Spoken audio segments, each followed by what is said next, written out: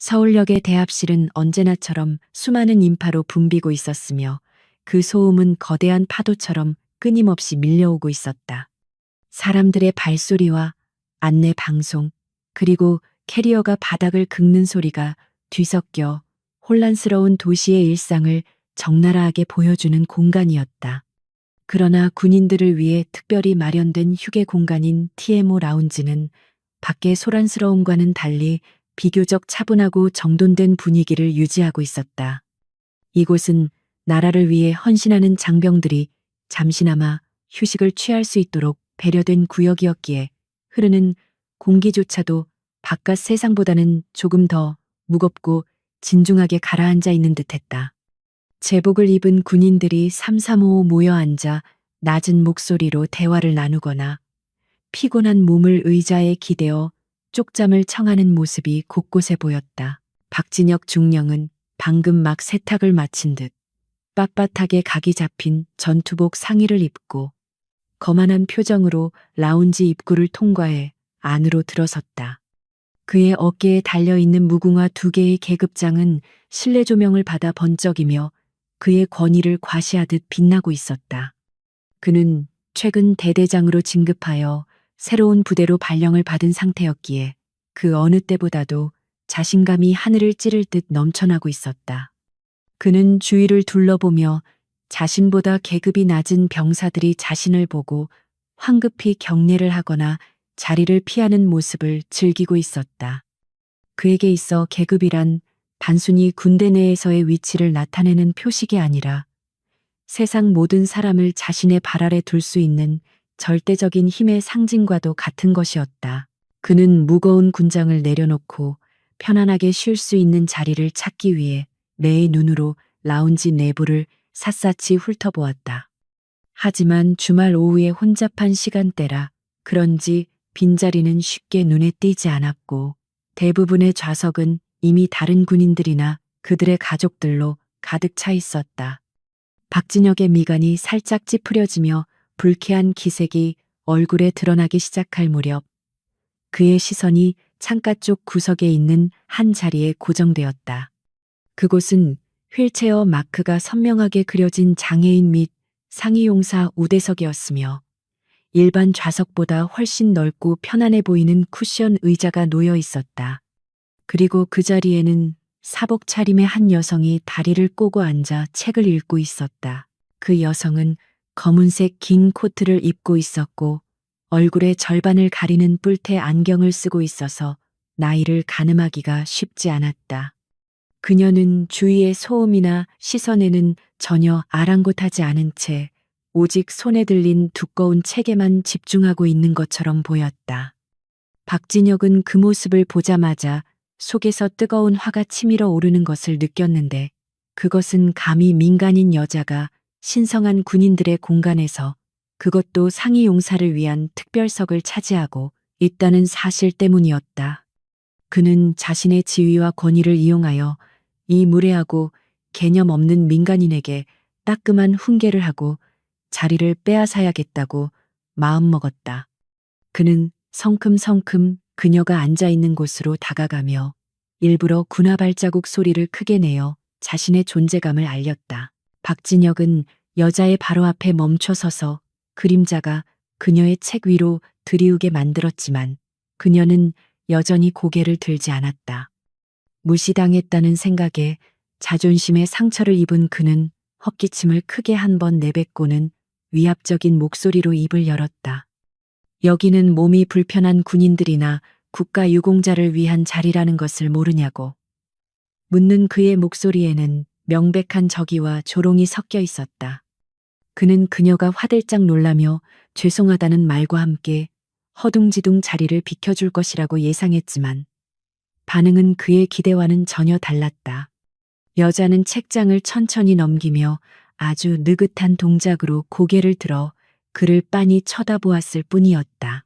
그녀의 눈동자는 차가울 정도로 침착했고 그 깊이를 알 수 없는 고요함이 서려 있어 박진혁은 순간적으로 등골이 서늘해지는 기분을 느꼈다. 하지만 그는 곧바로 정신을 차리고 자신의 계급장이 주는 우월감으로 그 불안함을 억눌러 버렸다. 여자는 낮은 목소리로 자격이 있으니까 앉아 있는 것이라고 짧게 대답하고는 다시 시선을 책으로 돌려버렸다. 박진혁은 그녀의 건방진 태도에 얼굴이 붉게 달아올랐고 주변에 있던 병사들과 사람들이 웅성거리는 소리가 들려오자 더욱 참을 수 없는 모욕감을 느꼈다. 그는 자신이 이 상황을 통제하지 못하면 대대장으로서의 체면이 구겨질 것이라고 생각하며 목소리를 한층 더 높였다. 박진혁은 삿대질을 하며 지금 장난하냐고 소리쳤고 사지 멀쩡해 보이는 젊은 여자가 어디서 감히 거짓말을 하냐며 윽박질렀다.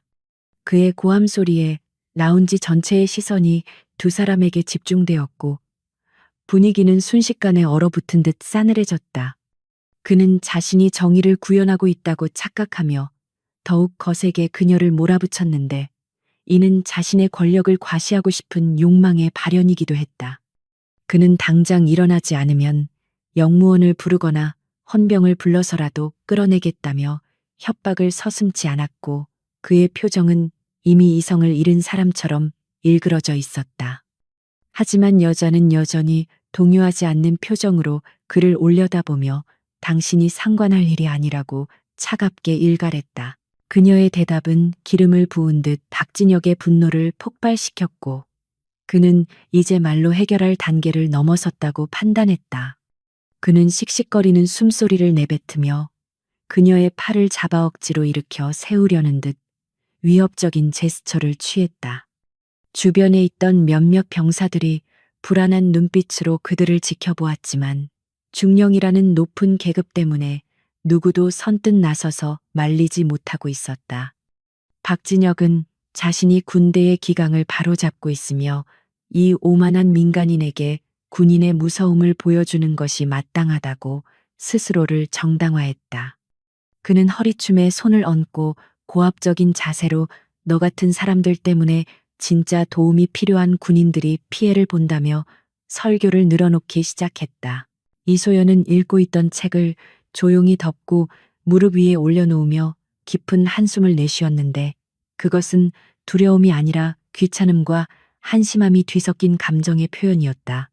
그녀는 박진혁의 군복에 달린 부대 마크와 명찰을 훑어보며 그가 속한 부대와 지휘관의 성향을 머릿속으로 빠르게 분석했다.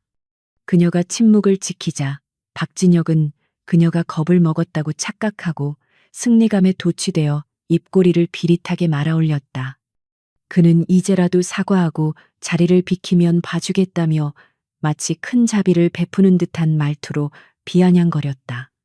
그러나 이소연의 입에서 나온 말은 사과가 아니라 당신 같은 지휘관이 있기에 군대가 욕을 먹는 것이라는 날카로운 비판이었다. 그 말은 박진혁의 이성의 끈을 완전히 끊어버리는 기폭제가 되었고 그는 더 이상 체면을 차릴 생각조차 하지 않게 되었다. 그는 욕설을 섞어가며 그녀에게 모욕적인 언사를 퍼부었고 당장 신분증을 내놓으라며 억지를 부리기 시작했다. 그는 자신이 가진 권력이 이 좁은 라운지 안에서는 절대적인 법이라고 믿어 의심치 않았기에 거리낌 없이 폭력을 행사할 기세였다. 이소연은 휠체어석의 팔걸이를 꽉 움켜쥐며 마음속으로 치밀어 오르는 분노를 억누르고 있었지만 그녀의 눈빛만은 이미 전장에 나선 전사처럼 매섭게 빛나고 있었다.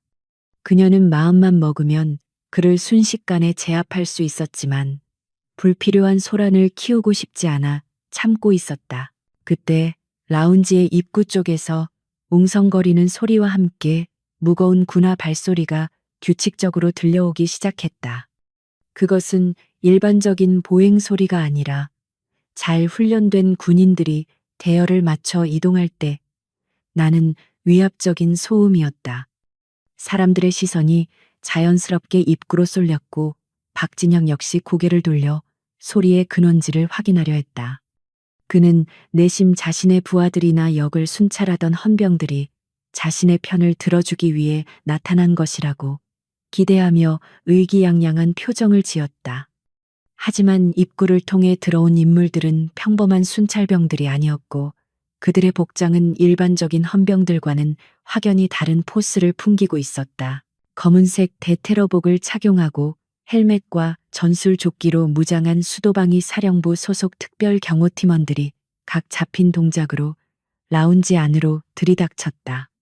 그들의 등장은 마치 액션 영화의 한 장면처럼 비현실적이었고 라운지 안에 있던 모든 사람을 압도하기에 충분했다.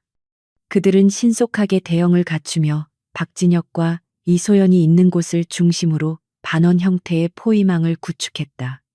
박진혁은 그들의 기세에 눌려 잠시 주춤했지만 곧 자신이 현역 중령이라는 사실을 상기하며 짐짓 태연한 척하려 애썼다. 그는 이들이 곤란한 상황에 처한 상관을 돕기 위해 출동했다고 멋대로 판단하고 그들을 향해 손짓을 하려 했다. 경호팀의 선두에 선 대위 계급의 장교가 딱딱하게 굳은 표정으로 그들 사이로 걸어 들어왔는데 그의 눈빛은 박진혁이 아닌 의자에 앉아 있는 이소연을 향해 있었다. 박진혁은 그 장교 앞을 막아서며 자신이 이 구역의 선임 장교임을 밝히고 저 여자가 난동을 부리고 있다고 거짓 보고를 하려 했다. 그는 목소리에 힘을 주어 이 민간인을 당장 끌어내고 신원을 조회해서 업무 방해죄로 넘겨야 한다고 소리쳤다. 그러나 무장한 대원들은 박진혁의 명령에는 전혀 귀를 기울이지 않은 채 오직 대위의 지시만을 기다리는 듯 부동자세로 서 있었다. 라운지 안의 긴장감은 최고조에 달했고 숨소리조차 들리지 않을 만큼 정적이 감돌았다. 장교는 박진혁을 투명 인간 취급하며 그대로 지나쳐 이소연의 앞에 멈춰섰고 그제야 박진혁은 무언가 잘못 돌아가고 있다는 것을 직감했다. 그의 등줄기로 식은땀이 흘러내리기 시작했고 떨리는 눈동자는 장교와 이소연을 번갈아 쳐다보며 상황을 파악하려 애썼다. 이소연은 여전히 자리에 앉아 무심한 표정으로 자신에게 다가온 장교를 올려다보았는데 그녀의 태도에는 조금의 당황함도 묻어있지 않았다. 박진혁은 설마 저 여자가 고위장성의 딸이나 부인일지도 모른다는 불길한 상상을 하며 마른 침을 삼켰다. 하지만 이어지는 상황은 그의 상상력을 훨씬 뛰어넘는 충격적인 것이었고 그의 군인 인생을 송두리째 뒤흔들 사건의 서막이었다. 장교는 절도 있는 동작으로 발을 모으며 군화 뒤축을 부딪혀 큰 소리를 냈고 이소연을 향해 가장 정중하고 격식 있는 거수경례를 올렸다.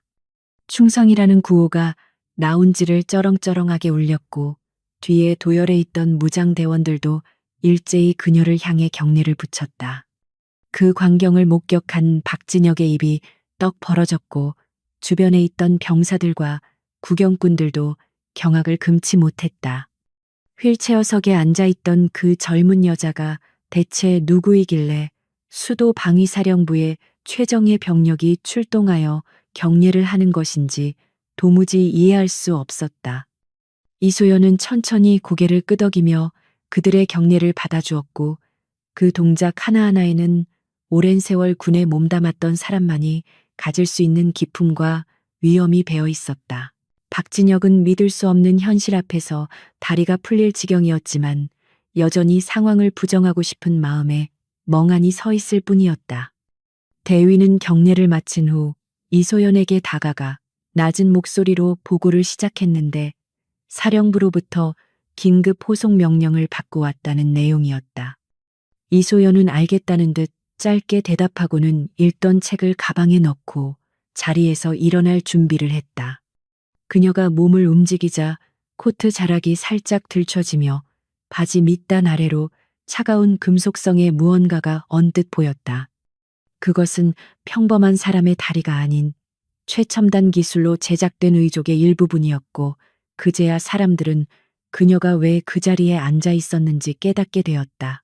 하지만 박진혁은 아직 그 사실을 인지하지 못한 채 멍한 표정으로 장교의 어깨를 잡으며 도대체 이게 무슨 상황이냐고 따져 물으려 했다. 그는 자신의 권위가 무너진 것에 대한 수치심과 알 수 없는 공포감으로 인해 이성을 잃고 횡설수설하고 있었다. 장교는 박진혁의 손을 거칠게 뿌리치며 날카로운 눈빛으로 그를 노려보았는데 그것은 하극상에 가까운 행동이었지만 장교의 기세는 전혀 꺾이지 않았다. 장교는 중령님이야말로 지금 누구에게 고함을 지르고 행패를 부린 것인지 알고나 계시냐며 차갑게 되물었다. 박진혁은 말문이 막혀 뻐끔거렸고 그의 머릿속은 하얗게 변해 아무런 생각도 나지 않았다. 이소연은 천천히 자리에서 일어났는데 그녀의 움직임은 약간의 부자연스러움이 있었지만 두 다리로 굳건히 대지를 딛고 선 모습은 거대한 산처럼 웅장해 보였다. 그녀는 안경을 벗어 주머니에 넣고 박진혁을 정면으로 응시했는데 안경 너머에 숨겨져 있던 날카로운 눈빛이 드러나자 박진혁은 본능적으로 뒷걸음질을 쳤다. 그녀는 더 이상 도서관에서 책을 읽던 조용한 여자가 아니라 수많은 전장을 누비며 생사를 넘나들었던 지휘관의 아우라를 뿜어내고 있었다. 그녀는 박진혁에게 다가가며 나직하지만 힘있는 목소리로 자네는 군복을 입을 자격이 없다고 말했다. 그 목소리는 라운지 안의 공기를 무겁게 짓눌렀고 박진혁은 숨이 턱 막히는 것 같은 압박감을 느꼈다.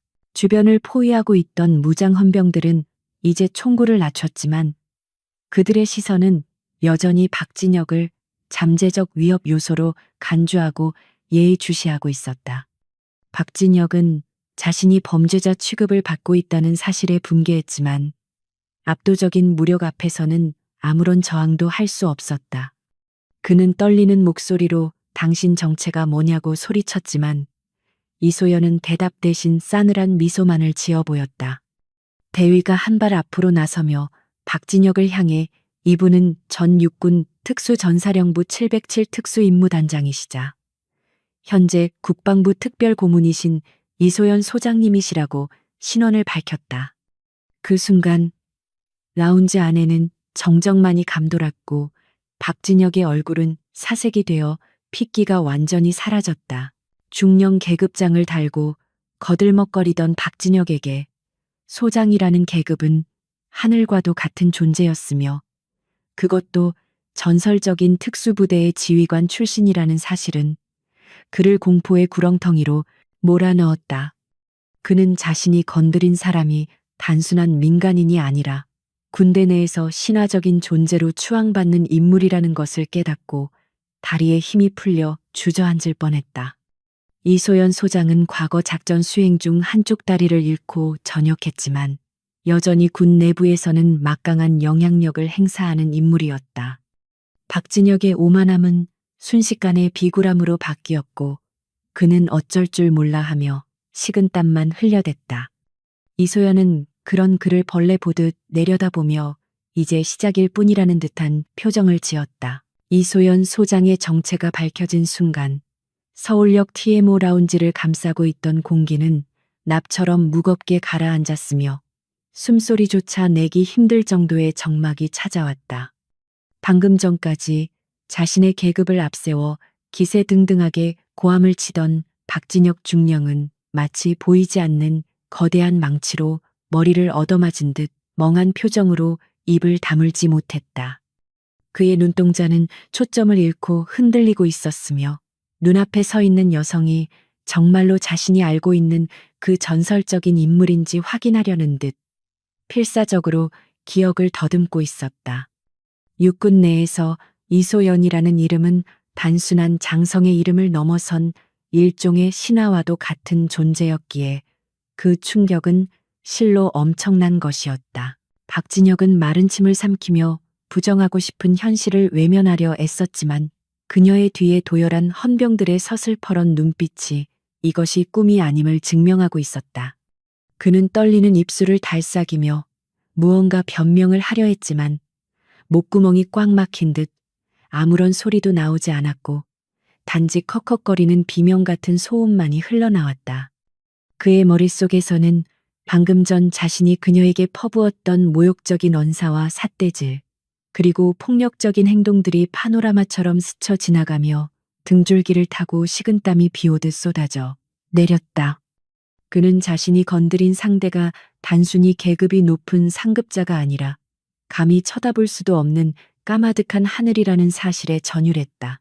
헌병 대위는 박진혁의 반응을 싸늘하게 지켜보며 그에게 한 발짝 더 다가갔는데 그 위압감은 마치 사냥감을 노리는 맹수와도 같았다. 대위는 박진혁의 어깨에 붙은 중령 계급장을 경멸 어린 시선으로 훑어보며 당신 같은 장교가 지휘관이라는 사실이 대한민국 육군의 수치라고 낮게 으르렁거렸다. 박진혁은 그 말에 반박조차 하지 못한 채 고개를 떨구었고 그의 자존심은 이미 바닥에 떨어져 산산조각이 난 상태였다.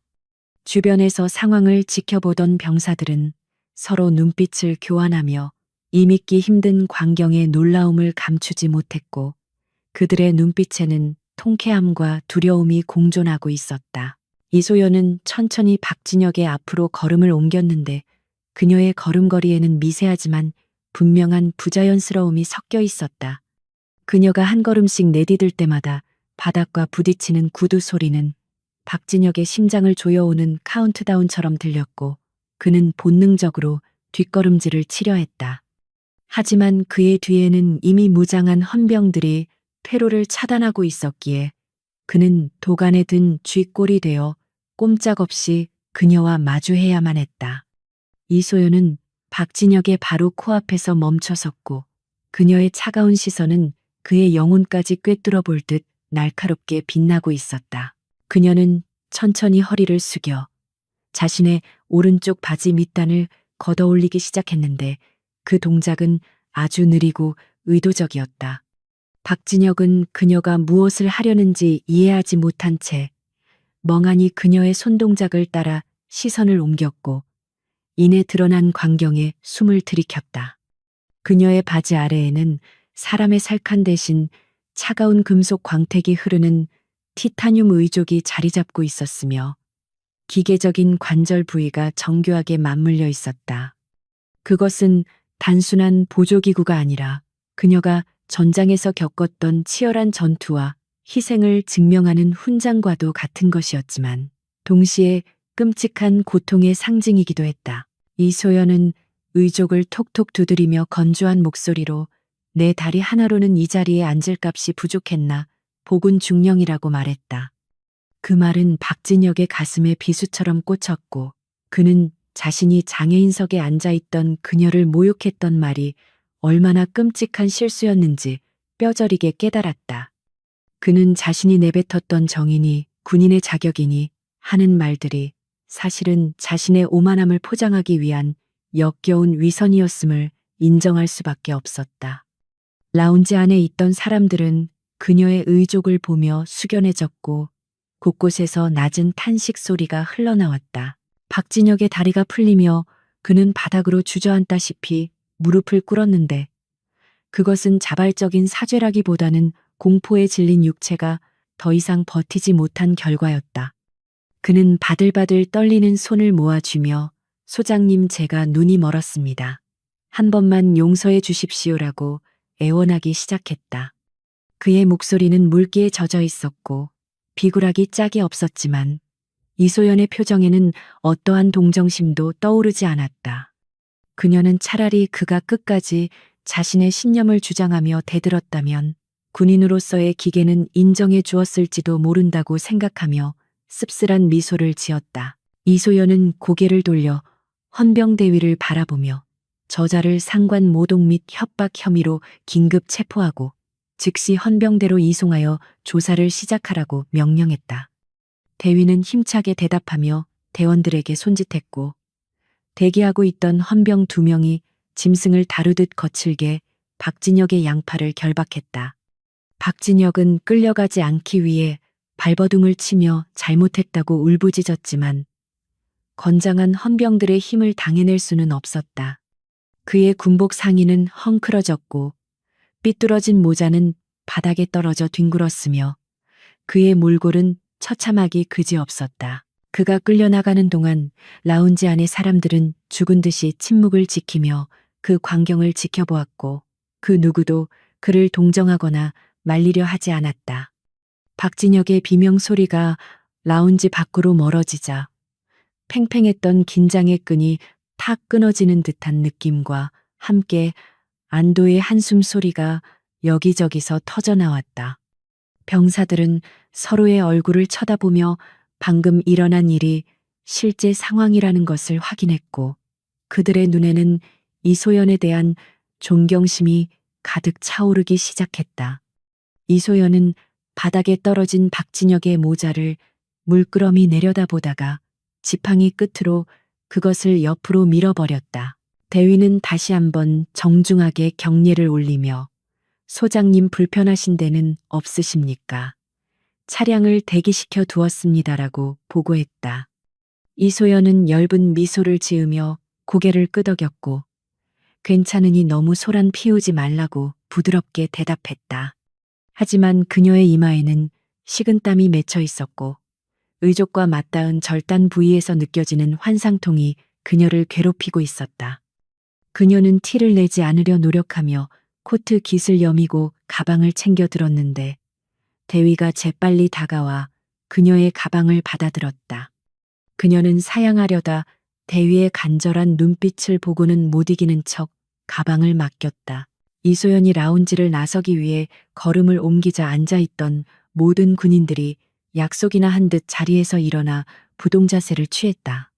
그들은 누가 시키지 않았음에도 불구하고 일제히 그녀를 향해 경례를 올렸는데 그것은 계급에 대한 복종이 아니라 영웅에 대한 진심 어린 경의의 표현이었다. 쩌렁쩌렁한 충성 구호가 다시 한번 라운지를 울렸고 이소연은 잠시 멈칫하며 그들을 둘러보았다. 그녀의 눈가가 촉촉해지는 듯했으나 그녀는 이내 감정을 추스르고 담담하게 손을 들어 답례를 했다. 라운지를 빠져나온 이소연은 대위의 에스코트를 받으며 역사를 빠져나갔는데 수많은 인파 속에서도 헌병들의 호의 덕분에 길은 모세의 기적처럼 갈라졌다. 그녀는 차가운 바깥 공기를 들이마시며 뜨거워진 머리를 식혔지만 마음 한구석에 자리 잡은 찝찝함은 쉽게 사라지지 않았다. 박진혁과 같은 지휘관이 한둘이 아닐 것이라는 생각과 군 내부에 썩어빠진 정신 상태가 얼마나 심각한지 직접 목격했기 때문이었다. 그녀는 대기하고 있던 검은색 세단에 몸을 실으며 오늘 일이 단순히 하나의 해프닝으로 끝나지 않을 것임을 직감했다. 차문이 닫히고 푹신한 시트에 몸을 기대자 그제야 긴장이 풀리며 피로가 물밀듯이 밀려왔고 다리의 통증도 더욱 선명해졌다. 그녀는 창밖으로 지나가는 서울의 풍경을 바라보며 자신이 전역을 결심했던 그날의 기억을 떠올렸다. 화려한 훈장과 명예로운 전역식 뒤에 숨겨진 정치적인 암투와 배신, 그리고 지켜주지 못했던 부하들의 얼굴이 스쳐 지나갔다. 그녀는 박진혁을 처리하는 것만으로는 충분하지 않다는 것을 알고 있었고 그 배후에 숨어있는 더 큰 어둠을 끄집어내야 한다고 생각했다. 운전석에 앉은 부관이 백미러를 통해 그녀의 눈치를 살피며 소장님 국방부로 바로 모실까요? 아니면 자택으로 가시겠습니까? 라고 조심스럽게 물었다. 이소연은 잠시 고민하다가 국방부 장관실로 가자고 짧게 대답했고 그녀의 목소리에는 다시금 힘이 실려 있었다. 그녀는 휴대폰을 꺼내 어딘가로 문자를 보냈는데 화면에는 보안 문자가 전송되었다는 알림이 떴다 사라졌다. 그녀는 이제 막 시작된 싸움에서 물러설 생각이 없었으며 썩은 부위를 도려내기 위해서는 메스가 필요하다면 기꺼이 그 메스가 될 준비가 되어 있었다. 한편 헌병대 차량에 실려가던 박진혁은 공포와 분노가 뒤섞인 혼란스러운 상태에서 어딘가로 전화를 걸기 위해 안간힘을 쓰고 있었다. 그는 양손이 수갑에 채워진 상태였지만 몸을 비틀어 주머니에 있는 휴대폰을 꺼내려 했고 옆에 앉은 헌병이 그를 제지했다. 박진혁은 헌병에게 욕설을 퍼부으며 내가 누구 라인인지 아냐고 소리쳤지만 헌병은 묵묵부답으로 일관하며 그를 강하게 눌러 제압했다. 박진혁은 최태산 중장님께 연락만 닿으면 너희들은 다 죽은 목숨이라고 악을 썼지만 그 말은 공허한 메아리가 되어 차 안을 맴돌 뿐이었다. 사실 박진혁은 군수사령부의 실세인 최태산 중장의 먼 친척이자 그가 관리하는 사조직의 일원이었기에 그동안 무소불위의 권력을 휘두를 수 있었다. 그는 최 중장이 자신을 구해줄 것이라고 굳게 믿고 있었지만 이번 사건이 얼마나 심각한지는 제대로 파악하지 못하고 있었다. 헌병대 차량은 사이렌을 울리며 도심을 질주했고 박진혁의 운명은 이미 그의 손을 떠나 걷잡을 수 없는 소용돌이 속으로 빨려 들어가고 있었다. 이소연은 차 안에서 태블릿 PC를 켜고 박진혁의 신상 정보와 그가 지휘하는 대대의 최근 감사 기록을 열람하기 시작했다. 화면에 뜬 데이터들은 그녀의 예상을 벗어나지 않았는데 부대 운영비 횡령 의혹부터 병사들에 대한 가혹 행위 은폐까지 비리의 온상 그 자체였다. 그녀의 눈빛이 매섭게 변하며 화면을 스크롤하는 손가락의 움직임이 빨라졌고 그녀는 이 모든 것이 단순한 개인의 일탈이 아님을 확신했다. 이것은 조직적인 범죄였고 그 정점에는 박진혁이 언급했던 최태산 중장이 있을 가능성이 매우 높았다. 이소연은 깊은 한숨을 내쉬며 안경을 고쳤었고 그녀의 머릿속에서는 이미 치밀한 작전 계획이 수립되고 있었다. 그녀는 부관에게 최태산 중장의 최근 동향을 파악하라고 지시했고 부관은 즉시 어딘가로 전화를 걸어 정보를 수집하기 시작했다. 차는 한강 다리를 건너며 국방부를 향해 속도를 높였고 붉게 물든 노을이 강물 위에 비치며 비장한 분위기를 자아냈다. 이소연은 창문에 비친 자신의 얼굴을 바라보며 아직 전쟁은 끝나지 않았다고 스스로에게 되뇌었다. 그녀에게 있어 전장은 총탄이 빗발치는 최전방뿐만 아니라 정의가 무너진 이곳 역시 또 하나의 치열한 전장이었다. 국방부 헌병대 조사실의 차가운 형광등 불빛 아래 박진혁 중령은 초조함을 감추지 못하고 다리를 떨며 앉아 있었다. 좁고 밀폐된 공간은 그의 숨통을 조여오는 듯했고 벽에 걸린 거울은 자신의 초라해진 모습을 비추고 있어 더욱 견디기 힘들었다. 그는 불과 몇 시간 전까지만 해도 서울역에서 위세를 떨치던 대대장이었으나 지금은 수갑을 찬 채 조사를 기다리는 처량한 신세로 전락해 있었다. 그는 마른 입술을 핥으며 조사관이 들어오기만을 기다렸는데 그의 머릿속은 어떻게든 이 상황을 빠져나가야 한다는 생각으로 가득 차 터질 것만 같았다. 그는 자신이 가진 모든 인맥과 줄을 동원해서라도 이 굴욕적인 상황을 뒤집고 이소연에게 복수하겠다고 다짐했다. 철문이 둔탁한 소리를 내며 열리고 서류 뭉치를 든 군 수사관이 무표정한 얼굴로 들어와 박진혁의 맞은편 의자에 앉았다. 수사관은 박진혁을 쳐다보지도 않은 채 서류를 책상 위에 내려놓고 천천히 정리하기 시작했는데 그 침묵은 박진혁을 더욱 불안하게 만들었다. 참다 못한 박진혁이 먼저 입을 열어 내가 누군지 알고 이러는 거냐며 당장 전화 한 통만 쓰게 해달라고 소리쳤다. 그는 자신의 뒤에 군수사령부의 실세인 최태산 중장이 있다는 사실을 강조하며 으름장을 놓았지만 수사관의 표정은 조금도 변하지 않았다. 수사관은 차분하게 박진혁을 바라보며 지금 상황 파악이 안 되시는 것 같은데 당신은 단순 폭행 혐의가 아니라고 차갑게 말했다. 수사관은 서류 한 장을 박진혁 앞으로 밀며 이것은 당신이 지휘하던 대대의 군수물자 관련 장부인데 설명이 필요한 부분이 많다고 지적했다. 박진혁은 그 서류를 보는 순간 심장이 철렁 내려앉는 것을 느꼈는데 그것은 자신이 최태산 중장의 지시로 조작했던 이중 장부의 사본이었기 때문이었다. 그는 당황한 기색을 감추려 애쓰며 이건 모함이라며 자신은 모르는 일이라고 잡아댔지만 목소리는 눈에 띄게 떨리고 있었다. 이소연 소장이 단순히 서울역에서의 사건만으로 그를 잡아넣은 것이 아니라 이미 사전에 내사를 진행하고 있었다는 사실을 깨닫자 공포가 엄습했다. 그는 자신이 건드린 상대가 얼마나 치밀하고 무서운 사람인지 뼈저리게 실감하며 식은땀을 흘렸다. 같은 시각 육군 본부의 화려한 집무실에서는 최태산 중장이 책상을 내리치며 격노하고 있었고 그의 앞에는 부관인 김대령이 고개를 숙인 채 서 있었다. 최태사는 박진혁 그 멍청한 놈이 하필이면 이소연을 건드렸다는 보고를 받고 분노를 참지 못해 얼굴이 붉게 달아올라 있었다.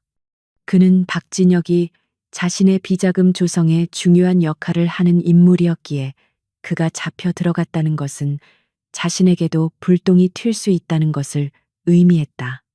그는 끓어오르는 화를 사귀며 시가를 입에 물었고 연기를 깊게 빨아들이며 대책을 강구하기 위해 머리를 굴리기 시작했다. 이소연은 군내에서 강직하기로 소문난 인물이라 뇌물이나 회유가 통하지 않을 것이 뻔했기에 상황은 더욱 골치 아팠다.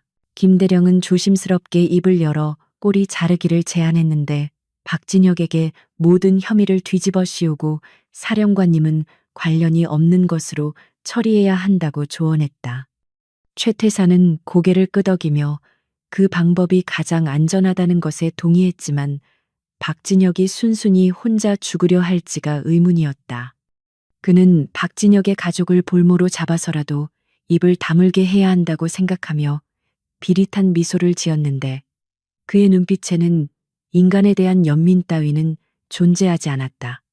그는 김대령에게 즉시 변호사를 섭외하여 박진혁을 접견하게 하고 그에게 입단속을 시키라고 지시했다. 또한 이소연의 움직임을 예의주시하며 그녀가 어디까지 알고 있는지 파악하라고 덧붙였다. 한편 이소연은 국방부 청사내에 마련된 자신의 임시 사무실에서 의족을 풀어놓고 통증이 심한 절단 부위를 마사지하고 있었다. 서울역에서의 사건 이후 무리하게 움직인 탓에 환상통이 도져 진통제를 먹어야 했지만 그녀의 정신력은 그 어느 때보다 맑고 강인했다. 그녀는 책상 위에 펼쳐진 박진혁의 비리 자료들을 훑어보며 이것이 빙산의 일각에 불과하다는 것을 직감하고 있었다. 박진혁과 같은 중간 관리자가 그토록 대범하게 군수물자를 빼돌릴 수 있었던 것은 분명 더 큰 권력의 비호가 있었기 때문이라 확신했다. 그녀는 창밖의 어둠을 응시하며 이번 기회에 군 내부에 뿌리 깊게 박힌 부패의 사슬을 끊어내겠다고 다짐했다. 그때 사무실 문이 열리고 정보사령부 출신의 분석관이자 그녀의 오랜 조력자인 한지훈 소령이 커피 2잔을 들고 들어왔다. 한소령은 이소연의 상태를 살피며 걱정스러운 표정을 지었지만 그녀가 괜찮다는 듯 손짓하자 묵묵히 맞은편에 앉았다. 그는 태블릿 PC를 켜고 자신이 분석한 데이터를 브리핑하기 시작했는데 내용은 예상보다 훨씬 심각했다. 박진혁의 대대뿐만 아니라 최태산 중장 라인으로 분류되는 여러 부대에서 조직적인 횡령 정황이 포착되었으며 그 규모는 수백억 원대에 달했다. 불량 방탄조끼와 헬멧이 납품되어 병사들의 생명이 위협받고 있다는 사실에 이소연의 주먹이 꽉 쥐어졌다. 이소연은 분노에 찬 목소리로 병사들의 목숨값을 훔쳐서 자신들의 배를 불리는 놈들은 군인이 아니라 기생충이라고 일갈했다. 그녀는 자신이 전장에서 다리를 잃어가며 지키고자 했던 조국과 군대가 이런 쓰레기들에 의해 더럽혀지고 있다는 사실을 참을 수 없었다. 그녀는 한소령에게 더 확실한 물증을 확보하라고 지시하며 특히 최태산 중장과 방산업체 간의 연결고리를 찾으라고 명령했다. 한소령은 쉽지 않은 작업이 될 것이라 경고했지만 이소연의 결연한 눈빛을 보고는 고개를 끄덕이며 최선을 다하겠다고 대답했다. 그들은 밤이 깊어가는 줄도 모르고 작전 회의를 이어갔고 사무실 안은 팽팽한 긴장감으로 가득 찼다. 조사실에 갇혀있던 박진혁은 최태산 중장이 보낸 변호사가 도착했다는 소식에 구세주를 만난 듯 안도의 한숨을 내쉬었다. 그는 변호사가 자신을 구해줄 묘책을 가지고 왔으리라 기대하며 굽실거리는 태도로 그를 맞이했다. 하지만 말끔한 정장 차림의 변호사는 차가운 표정으로 그를 바라보며 절망적인 소식을 전했는데 그것은 박진혁에게 사형 선고나 다름없었다. 변호사는 낮은 목소리로 중장님께서는 이번 일을 자내선에서 마무리하기를 원하신다고 말하며 모든 혐의를 인정하고 혼자 책임을 지라고 종용했다. 박진혁은 믿을 수 없다는 표정으로 변호사의 멱살을 잡으려 했지만 헌병들에 의해 제지당했다. 변호사는 흐트러진 옷매무새를 정리하며 만약 자네가 입을 잘못 놀리면 자네 가족들의 안위는 보장할 수 없다는 협박성 멘트를 덧붙였다. 박진혁은 그제야 자신이 철저하게 이용당하고 버려지는 장기판의 말에 불과했다는 사실을 깨닫고 바닥에 주저앉아 오열했다. 그는 최태산에게 충성을 바쳤던 지난 날들이 후회스러웠지만 이미 되돌리기에는 너무 늦어버린 뒤였다. 그는 배신감에 치를 떨며 이소연보다 자신을 토사구팽하려는 최태산에 대한 증오심을 불태우기 시작했다. 그는 바들바들 떨리는 손으로 얼굴을 감싸주며 자신이 살 길은 최태산의 비리를 폭로하고 사법 거래를 하는 것뿐이라는 생각에 도달했다. 다음 날 아침 이소연은 국군수도 병원을 방문하여 작전 중 부상을 입은 장병들을 위로하고 그들의 고충을 듣는 시간을 가졌다. 그녀는 병실을 돌며 휠체어를 탄 병사들과 눈을 맞추고 손을 잡아주었는데 그들의 모습에서 자신의 과거를 보는 듯해 가슴이 먹먹해졌다. 특히 불량 장비 탓에 파편상을 입고 평생 장애를 안고 살아가야 하는 어린 병사의 사연을 들었을 때는 치밀어 오르는 분노를 억누르기 힘들었다. 그 병사는 지급받은 방탄조끼가 뚫리는 바람에 척추를 다쳤다고 증언했는데 이는 명백한 인재이자 방산 비리의 결과였다. 이소연은 병사의 손을 꼭 잡고 반드시 진상을 규명하고 책임자를 처벌하겠다고 약속했다. 병원을 나서는 이소연의 발걸음은 그 어느 때보다 무겁고 단호했으며 그녀의 눈빛은 복수가 아닌 정의 실현에 대한 의지로 불타올랐다. 그녀는 차에 오르자마자 한소령에게 전화를 걸어 언론에 흘릴 보도 자료를 준비하라고 지시했다. 그녀는 군 내부의 자정작용에만 기대하기에는 부패의 뿌리가 너무 깊다고 판단하고 여론의 힘을 빌려 외부에서 압박을 가하는 양동 작전을 펼치기로 결심했다. 그녀의 이런 행보는 군수 내부의 반발을 살 수 있는 위험한 도박이었지만 그녀는 더 이상 잃을 것이 없는 사람처럼 거침이 없었다. 그녀는 이 싸움이 자신의 마지막 임무가 될지도 모른다는 예감을 했다. 최태산 중장은 이소연이 병원을 방문하고 언론과 접촉하려 한다는 첩보를 입수하고 위기감을 느끼기 시작했다. 그는 이소연이 선을 넘고 있다고 판단하고 그녀를 물리적으로 저지할 방법을 강구하기 위해 어두운 세계의 해결사들을 접촉했다. 그는 자신의 권력과 명예가 무너지는 것을 지켜볼 수만은 없었기에 수단과 방법을 가리지 않고 그녀를 제거하거나 침묵시켜야 했다. 그는 김대령에게 은밀하게 지시를 내려 이소연의 이동 경로를 파악하고 사고로 위장하여 처리할 수 있는 계획을 세우라고 명령했다. 권력의 눈이 먼 군인의 타락은 끝을 모르고 치닫고 있었다. 이소연은 국방부로 돌아가는 차 안에서 낯선 번호로 걸려온 전화를 받았는데 수화기 너머에서는 기계음으로 변조된 목소리가 흘러나왔다. 상대방은 더 이상 깊이 파고들면 다치는 것은 당신뿐만이 아니라 주변 사람들도 포함될 것이라며 즉각적인 수사 중단을 요구하는 협박을 늘어놓았다. 이소연은 피식 웃으며 비겁하게 숨어서 짖지 말고 자신 있으면 내 앞에 나타나라고 응수하고는 전화를 끊어버렸다. 그녀는 이런 유치한 협박에 굴복할 사람이 아니었으며 오히려 적들이 초조해하고 있다는 증거로 받아들였다. 그녀는 부관에게 보안 등급을 상향 조정하고 주변 경계를 강화하라고 지시했다.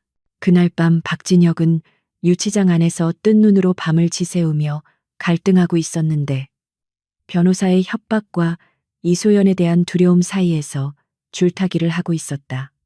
그는 벽을 보고 멍하니 앉아 있다가 문득 자신이 처음 임관했을 때의 초심을 떠올려 보려 했지만 탐욕에 찌든 기억들만 떠올라 괴로워했다.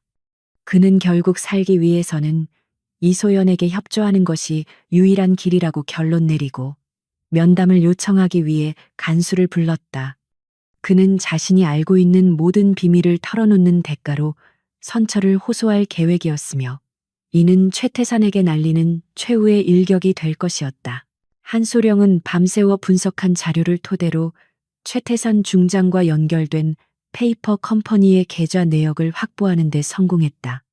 그 계좌에는 군수 물자, 납품 대가로 받은 리베이트 자금이 세탁되어 들어가 있었고 그중 일부는 정치권으로 흘러들어간 정황도 포착되었다.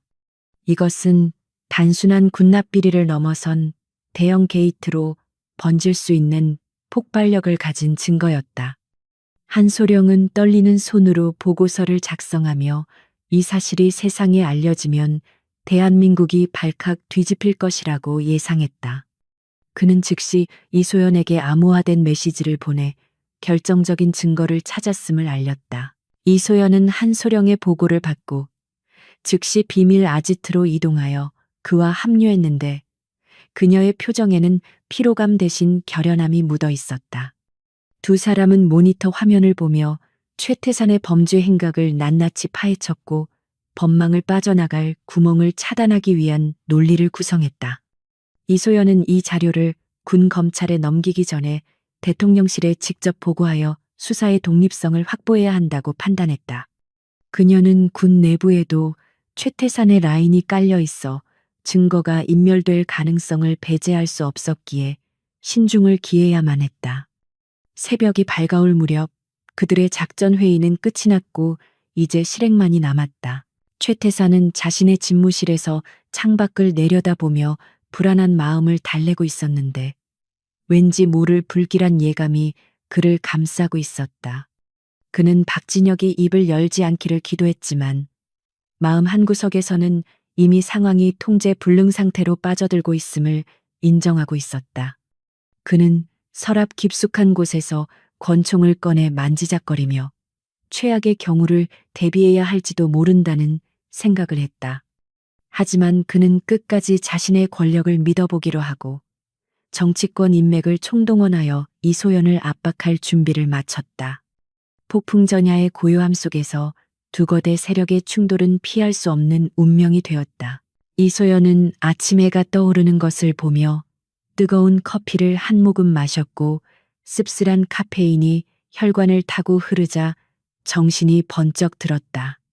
그녀는 자신의 의족을 쓰다듬으며 이것이 단순한 쇠붙이가 아니라 자신을 지탱해주는 새로운 힘이라는 것을 다시 한번 깨달았다.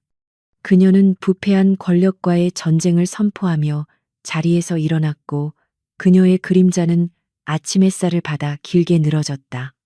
그녀는 이제 더 이상 물러설 곳이 없었으며 승리 아니면 파멸뿐이라는 각오로 전장에 나설 채비를 마쳤다.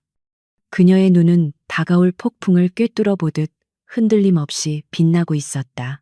육군본부의 화려한 집무실 창가에 선 최태산 중장은 한 손에 위스키 잔을 든 채 만족스러운 표정으로 아침 뉴스를 시청하고 있었다. 뉴스 화면에서는 익명의 군 관계자 제보를 인용하여 예비역 장성이 현역 지휘관에게 폭언과 가혹 행위를 했다는 자극적인 보도가 흘러나오고 있었다. 앵커는 이소연 소장의 실명을 거론하지는 않았지만 누가 들어도 그녀임을 알 수 있도록 교묘하게 사실을 왜곡하여 전달하고 있었다. 최태산은 언론을 이용하여 여론을 호도하고 이소연을 도덕적으로 흠집내어 그녀의 수사 동력을 약화시키려는 치밀한 계획을 실행에 옮긴 것이었다.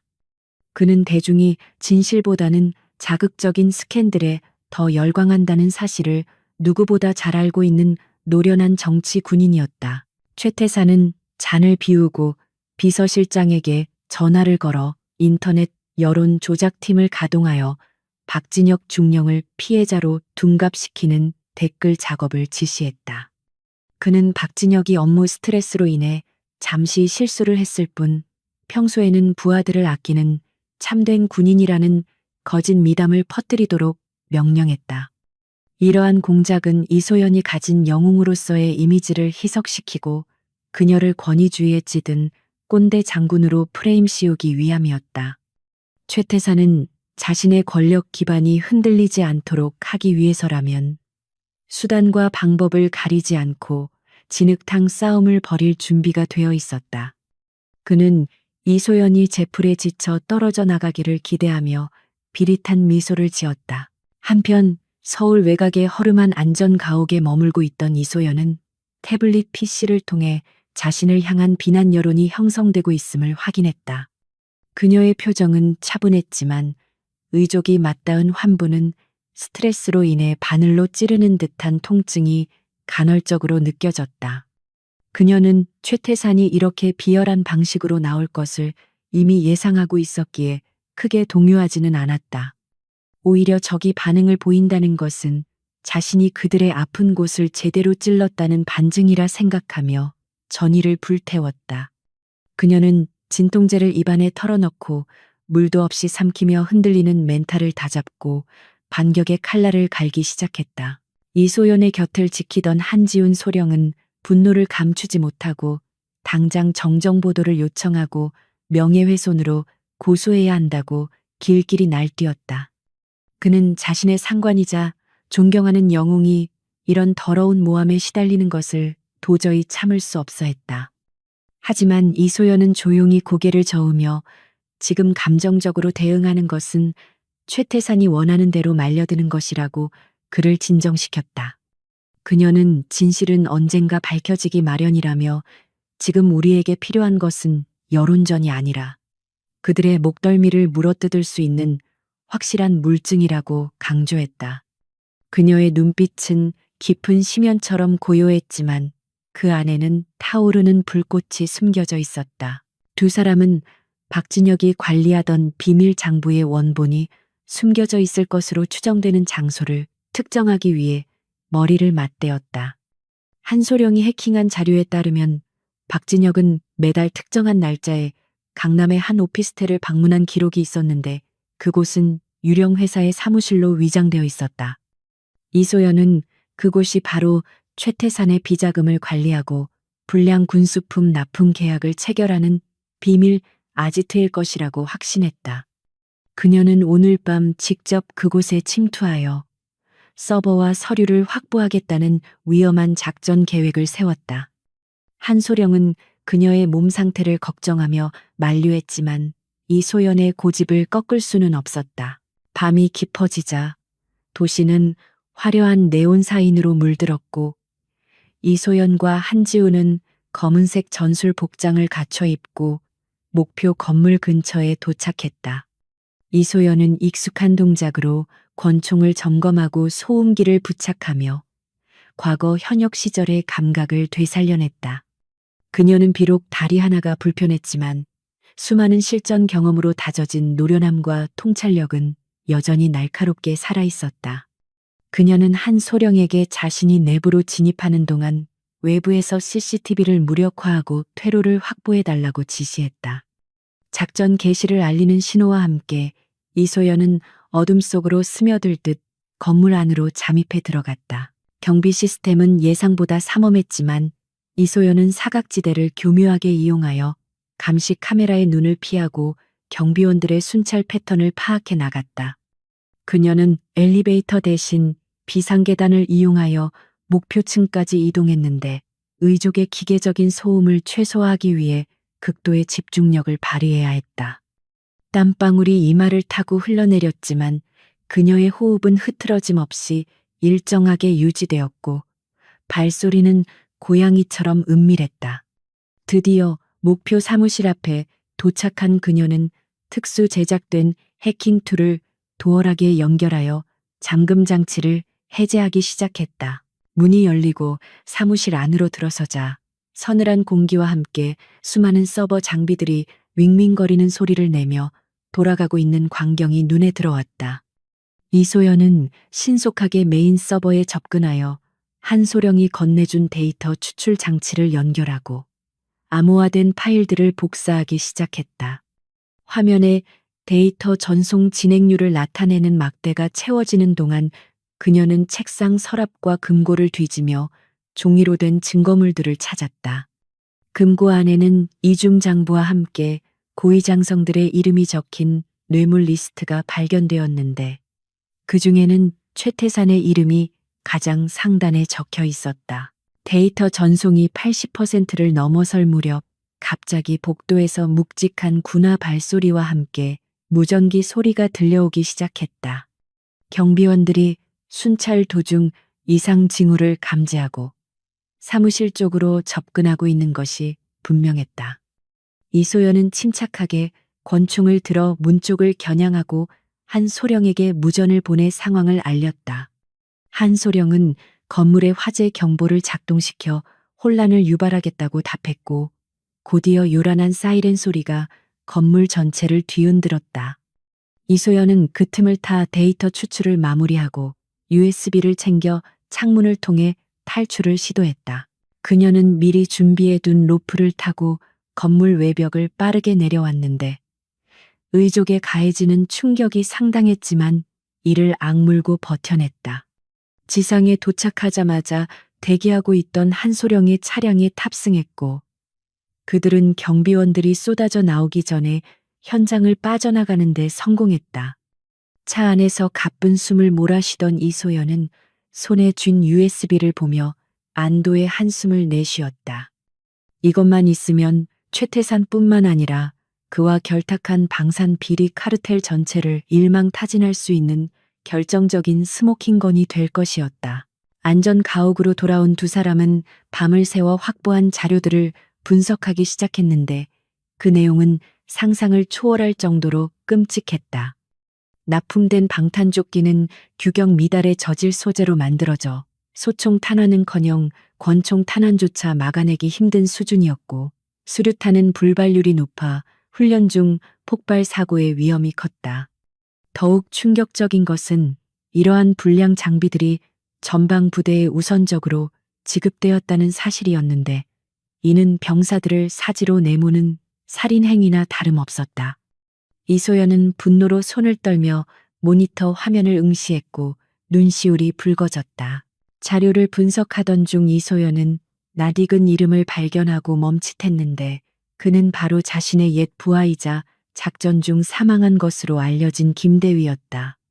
기록에 따르면 김대위는 불량 장비 문제를 상부에 보고하려다가 의문의 사고사를 당한 것으로 처리되어 있었다. 이소연은 김대위의 죽음이 단순한 사고가 아니라 입막음을 위한 타살이었음을 직감하고 가슴이 찢어지는 듯한 고통을 느꼈다.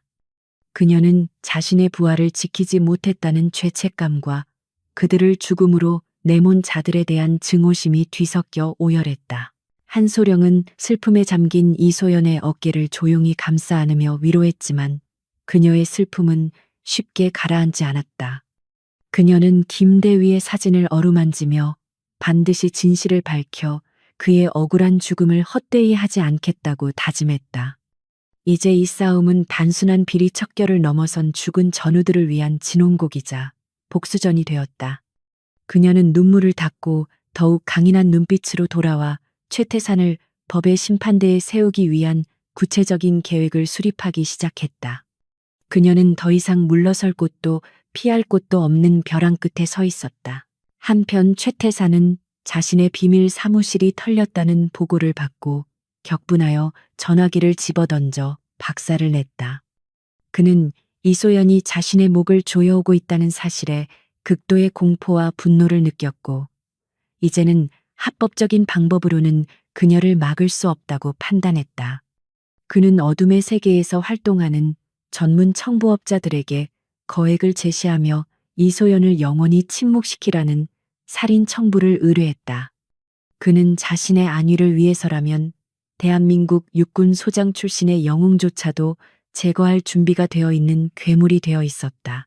최태산은 창밖의 어두운 하늘을 바라보며 자신의 몰락을 예감하면서도 마지막까지 발악하려는 짐승 같은 본능을 드러냈다. 그는 군 내부의 자신의 라인을 총동원하여 이소연의 일거수일투족을 감시하게 하고 그녀가 국방부로 이동하는 경로에 매복을 설치하도록 지시했다. 내일 이소연이 확보한 증거를 가지고 국방부 장관을 만나러 갈 것이라는 첩보를 입수했기 때문이었다.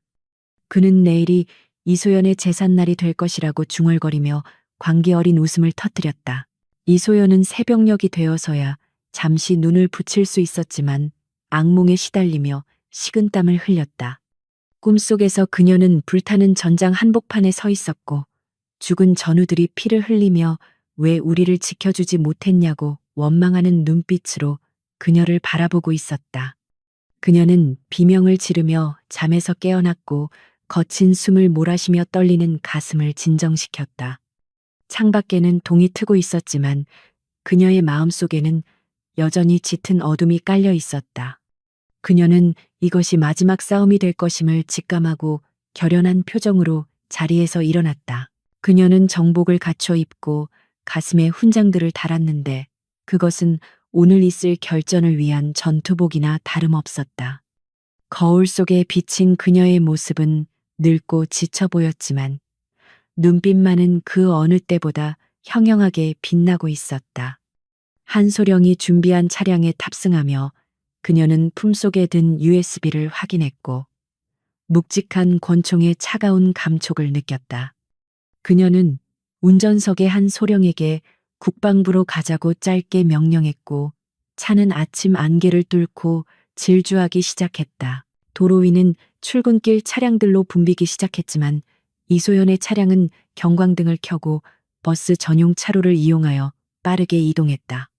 그녀는 차창 밖으로 스쳐 지나가는 평화로운 도시의 풍경을 바라보며 이 평화를 지키기 위해 얼마나 많은 군인들이 피를 흘렸는지 생각했다. 그리고 그 숭고한 희생을 돈벌이 수단으로 이용하는 자들을 절대 용서하지 않겠다고 다시 한번 맹세했다. 그때 백미러를 통해 검은색 벤 차량 2대가 수상하게 뒤를 쫓아오는 것이 보였고 이소연의 본능적인 감각이 위험 신호를 보냈다. 한소령 역시 뒤따라오는 차량들을 감지하고 긴장한 표정으로 핸들을 꽉 잡으며 소장님 놈들이 붙은 것 같습니다. 라고 보고했다. 이소연은 침착하게 뒤를 돌아보며 상황을 파악했고 놈들이 단순한 미행이 아니라 공격을 목적으로 접근하고 있음을 알아차렸다. 그녀는 한소령에게 속도를 높이라고 지시하고 자신의 권총을 꺼내 장전하며 다가올 충돌에 대비했다. 평화로운 아침 출근길은 순식간에 목숨을 건 추격전의 현장으로 변해가고 있었다. 최태선이 보낸 사냥개들이 이빨을 드러내기 시작한 것이다. 검은색 벤 차량 2대가 맹렬한 기세로 이소연의 차량 양옆을 압박해 오기 시작했고 금속과 금속이 부딪히며 긁히는 날카로운 소음이 고속도로 위에 울려 퍼졌다.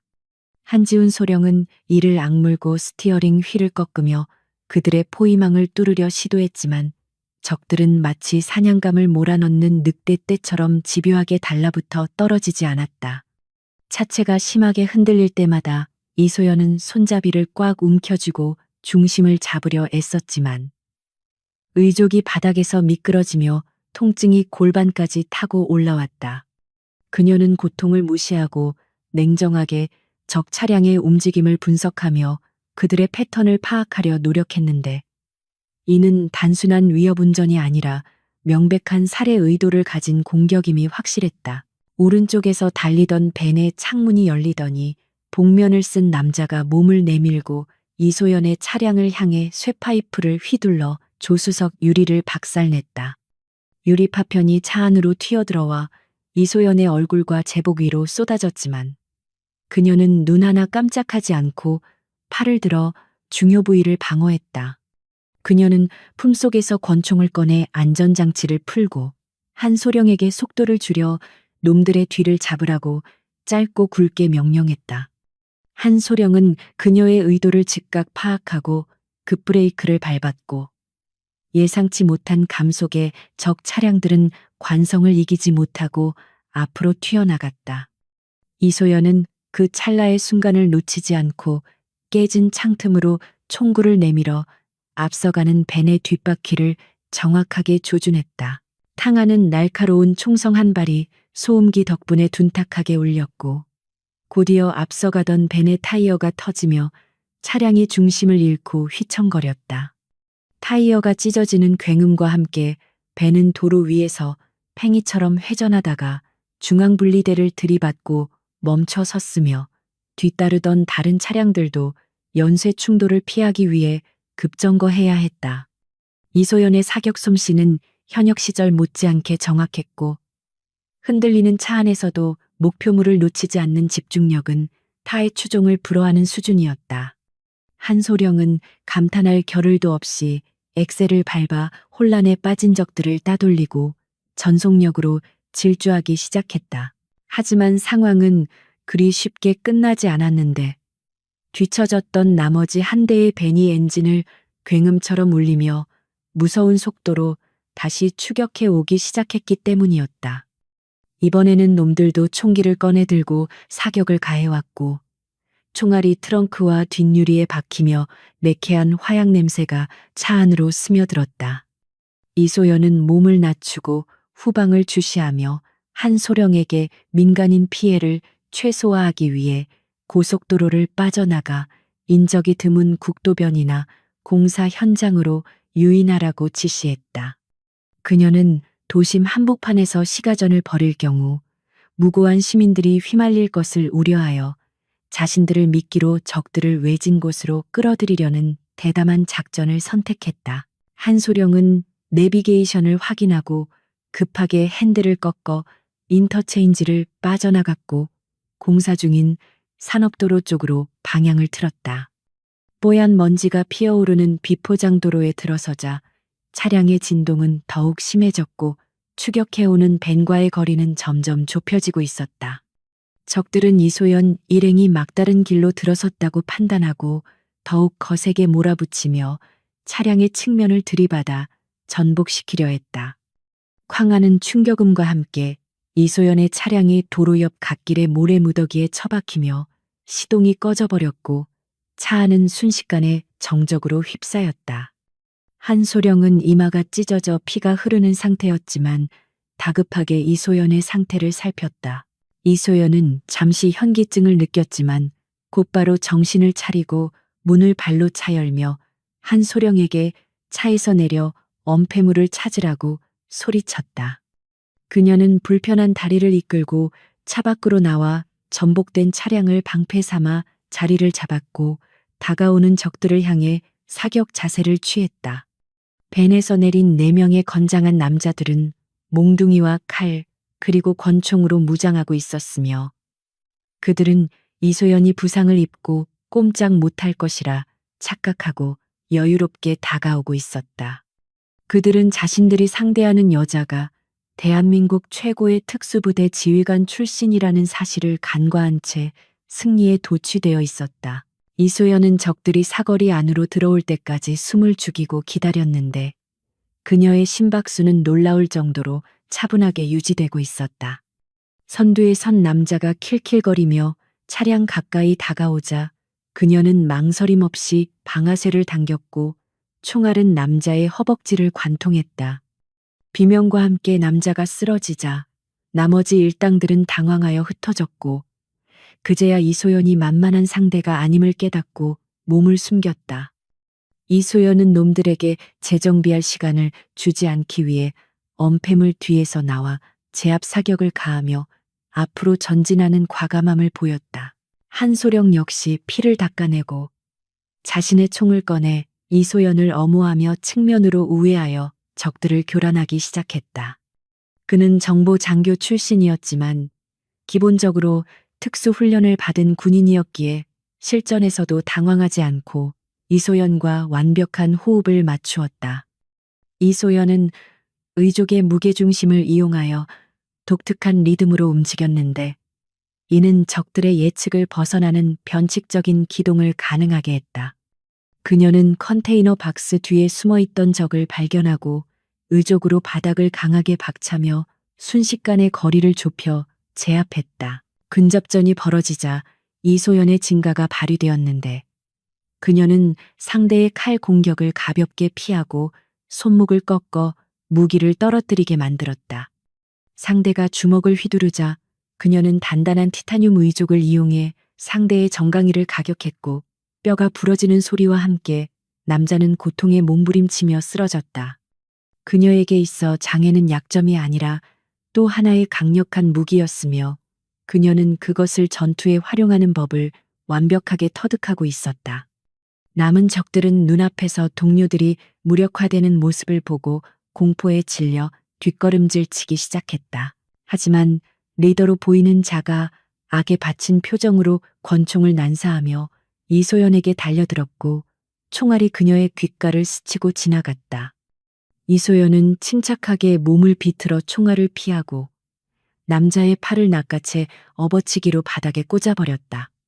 쿵 소리와 함께 남자가 바닥에 떨어지자 그녀는 즉시 그의 가슴에 총구를 겨누고 움직이면 쏘겠다고 경고했다.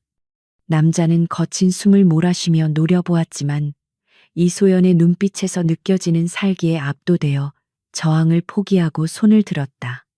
상황은 순식간에 종료되었고 공사 현장에는 바람소리와 신음소리만이 남았다.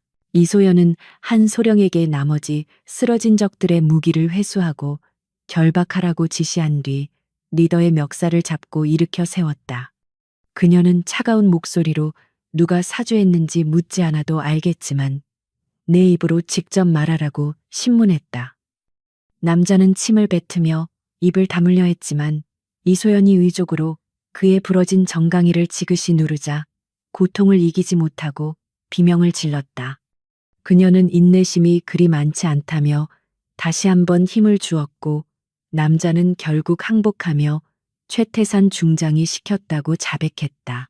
한소령은 그 모든 과정을 휴대폰으로 녹화하여 증거로 남겼고 이소연은 남자의 자백이 담긴 음성 파일을 클라우드 서버에 실시간으로 전송했다.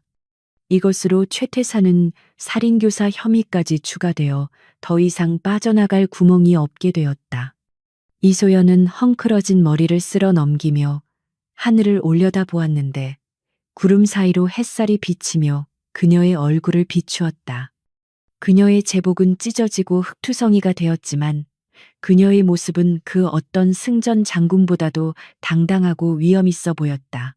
잠시 후 멀리서 요란한 사이렌 소리가 들려오고 헌병대 차량과 경찰차들이 줄지어 현장으로 달려오는 모습이 보였다. 이소연이 사전에 연락해둔 수도방위 사령부 소속 헌병들이 도착한 것이었다. 차에서 내린 헌병대장은 엉망이 된 현장과 제압된 암살자들을 보고 경악을 금치 못하며 이소연에게 달려와 경례를 올렸다. 대장은 소장님 무사하셔서 다행이라며 즉시 병원으로 모시겠다고 말했지만 이소연은 고개를 저으며 국방부로 가야 한다고 단호하게 말했다. 지금 이 기세를 몰아 최태산의 숨통을 끊어놓지 않으면 언제 다시 반격해 올지 모르는 일이었다. 이소연은 응급처치 키트를 꺼내 자신의 찢어진 팔과 다리의 상처를 대충 소독하고 붕대를 감았다. 그녀는 통증을 느끼지 못하는 사람처럼 무덤덤하게 처치를 마쳤지만 옆에서 지켜보는 한소령의 마음은 타들어가는 듯했다. 한소령은 자신이 대신 운전하겠다고 나섰고 헌병대장이 제공한 호송 차량에 이소연을 태웠다. 헌병들의 호의를 받으며 다시 국방부로 향하는 그녀의 행렬은 마치 개선장군의 입성식처럼 웅장했다. 차 안에서 이소연은 최태산에게 전화를 걸었는데 신호음이 몇 번 울리기도 전에 상대방이 전화를 받았다. 최태산은 아마도 암살 성공 보고를 기대했을 테지만 수화기 너머로 들려오는 것은 이소연의 차분하고 서늘한 목소리였다. 이소연은 실망시켜 드려 죄송하지만 당신이 보낸 개들은 모두 철창 신세가 되었다고 비꼬며 이제 당신 차례라고 선전포고를 했다. 전화기 너머에서는 아무런 말도 들려오지 않았지만 거칠게 끊어지는 소리와 함께 최태산의 공포가 전해져 왔다. 이소연은 전화를 끊고 창밖을 바라보며 깊은 생각에 잠겼는데 이제 남은 것은 최후의 결전뿐이었다. 그녀는 자신이 가진 모든 증거와 명예를 걸고 부패한 권력의 심장을 찌르러 가고 있었고 그 길은 되돌아올 수 없는 외길이었다. 그녀는 문득 자신의 잃어버린 다리가 욱신거리는 것을 느꼈지만 그것은 고통이 아니라 싸움이 임박했음을 알리는 전조 증상처럼 느껴졌다. 그녀는 훈장이 달린 정복 상의를 단정하게 매만지며 마음을 굳게 먹었다. 국방부 정문에는 이미 수많은 취재진이 몰려와 북새통을 이루고 있었는데 이는 최태산이 미리 손을 써둔 것인지 아니면 정보가 샌 것인지 알 수 없었다. 기자들은 이소연의 차량이 도착하자 플래시를 터뜨리며 몰려들었고 질문 공세를 퍼부었다. 하지만 이소연은 헌병들의 보호를 받으며 굳게 입을 다문 채 당당하게 청사 안으로 걸어 들어갔다. 그녀의 절뚝이는 걸음걸이는 오히려 그녀의 결연한 의지를 더욱 돋보이게 만들었고 그 모습은 생중계되어 전 국민에게 전달되었다. 그녀가 지나가는 복도마다 군인들이 멈춰서서 그녀를 바라보았는데 그들의 눈빛에는 호기심과 경외감이 섞여 있었다. 그녀는 엘리베이터에 올라타 장관실이 있는 층수를 눌렀고 숫자가 하나씩 올라갈 때마다 심장 박동도 빨라졌다. 문이 열리고 그녀는 최태산이 기다리고 있을 대회의실로 향했는데 그곳에는 국방부 장관과 참모총장을 비롯한 군 수뇌부가 모두 모여 있었다. 이소연은 심호흡을 한번 크게 하고 무거운 문을 양손으로 힘차게 밀어젖혔다. 회의실 안의 모든 시선이 그녀에게 집중되었고 최태산은 창백한 얼굴로 자리에 앉아 그녀를 노려보고 있었다. 이소연은 뚜벅뚜벅 걸어 들어가 회의 탁자 중앙에 섰고 주머니에서 피 묻은 USB를 꺼내 탁자 위에 올려놓았다. 맑은 금속성 소리가 회의실의 정막을 깨뜨렸고 그것은 부패한 제국의 종말을 알리는 종소리와도 같았다. 그녀는 좌중을 둘러보며 이제부터 대한민국 군대의 치부를 도려내는 수술을 시작하겠다고 선언했다. 국방부 대회의실의 무거운 공기는 팽팽하게 당겨진 활시위처럼 언제 끊어질지 모르는 긴장감을 자아내고 있었으며 그 중심에는 이소연 소장이 서 있었다.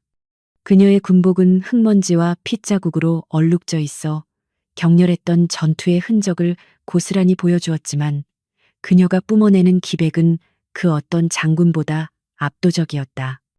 회의 테이블에 앉아있던 군수뇌부들은 믿을 수 없다는 표정으로 그녀와 테이블 위에 놓인 피 묻은 USB를 번갈아 쳐다보며 침묵을 지켰다. 국방부 장관은 미간을 깊게 찌푸린 채 이소연을 응시했고 참모총장은 당혹감에 헛기침을 하며 분위기를 수습하려 애쓰고 있었다. 이소연은 흐트러짐 없는 부동자세로 서서 그들의 시선을 피하지 않고 당당하게 맞받아쳤는데 그녀의 눈빛은 정의에 대한 확신으로 불타고 있었다. 최태산 중장은 자리에서 벌떡 일어나며 얼굴이 붉게 달아오른 채 삿대질을 해댔는데 그의 목소리는 분노와 두려움으로 인해 갈라져 있었다. 그는 감히 직속상관의 허락도 없이 중요 회의실에 무단으로 침입한 것은 명백한 하극상이며 반란 행위나 다름없다고 고래고래 소리를 질렀다. 그는 경비 병력을 호출하여 당장 이 미친 여자를 끌어내고 영창에 가두라며 길길이 날뛰었지만 그의 목소리는 공허하게 울릴 뿐이었다. 이미 회의실 밖은 이소연이 데리고 온 수도방위사령부 헌병들이 장악하고 있었고 최태산의 개인 경호원들은 모두 무장 해제된 상태였기 때문이었다. 최태산은 자신의 명령이 먹히지 않자 당황하여 주위를 둘러보았지만 그 누구도 그의 눈을 마주치려 하지 않았다. 이소연은 최태산의 발악을 조용히 지켜보다가 한지훈 소령에게 눈짓을 보냈고 한 소령은 즉시 회의실의 대형 스크린에 USB를 연결했다. 화면이 켜지자 복잡한 숫자와 표들이 나타났는데 그것은 최태산이 그동안 은폐해왔던 방산 비리의 결정적인 증거인 이중장부였다. 장부에는 불량 장비를 납품받는 대가로 받은 뇌물의 액수와 날짜, 그리고 돈 세탁에 이용된 차명 계좌들이 적나라하게 기록되어 있었다. 수뇌부들은 경악을 금치 못하며 웅성거리기 시작했고 최태산의 얼굴은 흑빛으로 변하며 다리에 힘이 풀려 의자에 주저앉고 말았다. 이소연은 차분한 목소리로 이것이 우리 군의 현실이며 병사들의 목숨을 팔아넘긴 대가라고 설명했다. 이어지는 화면은 더욱 충격적이었는데 그것은 고속도로에서 이소연을 습격했던 암살범 리더의 자백 영상이었다. 영상 속의 남자는 피투성이가 된 채 최태산 중장이 이소연 소장을 살해하라고 직접 지시했으며 성공 보수로 거액을 약속했다고 진술했다. 그 목소리가 회의실 스피커를 통해 흘러나오자 실내는 찬물을 끼얹은 듯 싸늘해졌고 모든 시선이 최태산에게 꽂혔다. 살인 교사라는 명백한 범죄 사실이 드러나자 그동안 최태산과 친분을 유지하며 그를 비호하려 했던 장성들조차 고개를 돌리며 그와 거리를 두려 했다. 최태산은 덜덜 떨리는 손으로 물잔을 집으려다 엎질러 버렸고 물이 바지에 쏟아지는 것도 느끼지 못할 정도로 넋이 나가 있었다. 국방부 장관은 무거운 표정으로 자리에서 일어나 최태산을 내려다보며 해명을 요구했지만 그의 목소리에는 이미 실망과 분노가 가득 차 있었다. 최태산은 횡설수설하며 그 영상은 조작된 것이고 장부 또한 이소연이 자신을 모함하기 위해 위조한 것이라고 억지 주장을 펼쳤다. 그는 자신이 평생을 국가에 헌신한 군인이라며 어떻게 자신을 믿지 못하고 일개 소장의 말에 휘둘리냐고 호소했지만 설득력은 전혀 없었다. 오히려 그의 비굴한 변명은 그가 얼마나 타락했는지를 보여주는 증거가 되어 사람들의 경멸을 살 뿐이었다. 이소연은 그런 그를 보며 연민조차 느끼지 못하고 단지 역겨움만을 느꼈다. 이소연은 한 발짝 앞으로 나서며 당신이 말하는 헌신이 고작 병사들에게 뚫리는 방탄조끼를 입히고 불발되는 수류탄을 쥐어주는 것이냐고 일갈했다. 그녀의 목소리는 크지 않았지만 회의실 구석구석까지 파고드는 힘이 있었고 듣는 이들의 가슴을 찌르는 듯했다. 그녀는 자신의 의족을 손으로 가리키며 나 또한 잘못된 명령과 부실한 지원 때문에 다리를 잃었지만 원망보다는 군을 바로잡겠다는 일념으로 버텨왔다고 말했다. 그녀는 당신 같은 썩은 지휘관들이야말로 적보다 더 무서운 내부의 적이며 반드시 척결되어야 할 암적인 존재라고 단언했다. 그녀의 말에 몇몇 장군들은 부끄러움에 고개를 숙였고 장관은 결단을 내린 듯 고개를 끄덕였다. 장관은 헌병대장을 호출하여 최태산 중장을 긴급 체포하고 즉시 수사를 개시하라고 명령을 내렸다. 명령이 떨어지자 대기하고 있던 헌병들이 회의실로 들어와 최태산의 양옆을 포위했고 그에게 체포 영장을 고지했다. 최태산은 반항하려 했지만 건장한 헌병들에게 제압당하여 양팔이 뒤로 꺾인 채 수갑이 채워지는 굴욕을 맛보아야 했다. 그는 내가 누군지 아냐며 고래고래 소리를 질렀지만 헌병들은 무표정한 얼굴로 그를 일으켜 세워 질질 끌고 나갔다. 그의 어깨에 달려있던 별 3개의 계급장은 초라하게 빛을 잃었고 그의 군인 인생은 불명예스러운 끝을 맺게 되었다. 최태산이 끌려나간 후에도 회의실의 긴장감은 쉽사리 가라앉지 않았는데 이소연이 아직 할 말이 남았다는 듯 자리를 지키고 있었기 때문이었다. 그녀는 화면을 넘겨 또 다른 리스트를 띄웠는데 거기에는 최태산에게 뇌물을 받고 비리를 눈감아준 공범자들의 명단이 빼곡히 적혀 있었다. 그 명단에는 회의실에 앉아있던 몇몇 고위 장성들의 이름도 포함되어 있었고 그들은 사색이 되어 식은땀을 흘리기 시작했다. 이소연은 이 자리에 있는 모든 분들이 결백하다고 믿고 싶지만 증거는 거짓말을 하지 않는다고 말하며 철저한 조사를 촉구했다. 이소연의 폭탄 선언의 회의실은 아수라장이 되었고 이름이 호명된 장군들은 억울하다며 항변하거나 서로에게 책임을 떠넘기며 추태를 부렸다. 하지만 장관은 단호하게 손을 들어 그들의 입을 막고 군검찰단을 투입하여 성역 없는 수사를 진행할 것을 천명했다. 그는 썩은 살을 도려내지 않으면 새살이 돋을 수 없다는 것을 강조하며 이번 기회에 군 내부의 부조리를 뿌리 뽑겠다는 의지를 보였다. 헌병들이 추가로 들어와 연루된 장성들을 연행하기 시작했고 회의실은 순식간에 숙청의 현장으로 변했다. 그 광경을 지켜보던 이소연은 긴장이 풀리며 다리의 통증이 밀려오는 것을 느꼈고 휘청거리며 테이블을 짚었다. 한소령이 재빨리 다가와 그녀를 부축했고 괜찮으시냐고 물었지만 그녀는 괜찮다는 듯 손을 내저으며 씁쓸한 미소를 지었다. 그녀는 자신이 존경했던 선배들이 탐욕에 눈이 멀어 추락하는 모습을 보는 것이 결코 유쾌하지 않았기 때문이었다. 하지만 그녀는 이것이 올바른 길임을 알기에 마음을 다잡고 끝까지 지켜보았다. 그녀는 병사들의 피로 얼룩진 돈을 탐한 자들이 죗값을 치르는 것이야말로 진정한 군인의 명예를 지키는 길이라고 믿었다. 국방부 복도는 연행되는 장성들과 그들을 취재하려는 기자들로 북새통을 이루고 있었고 플래시 세례가 쉴 새 없이 터졌다. 최태산이 고개를 숙인 채 끌려 나오는 모습이 생중계되자 국민들은 충격에 빠지면서도 비리를 파헤친 이소연에게 환호를 보냈다.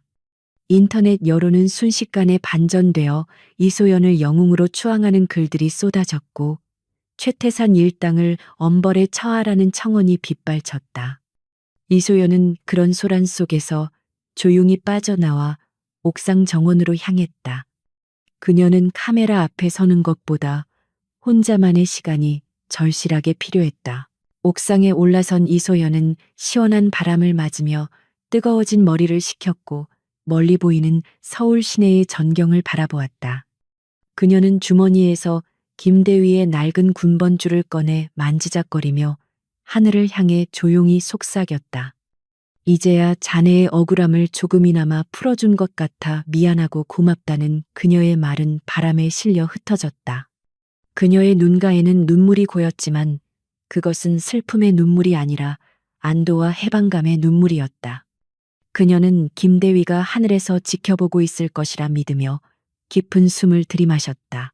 잠시 후 장관이 옥상으로 올라와 이소연의 옆에 섰는데 그는 담배를 한 대 피워 물며 그녀에게 권했지만 그녀는 정중히 사양했다.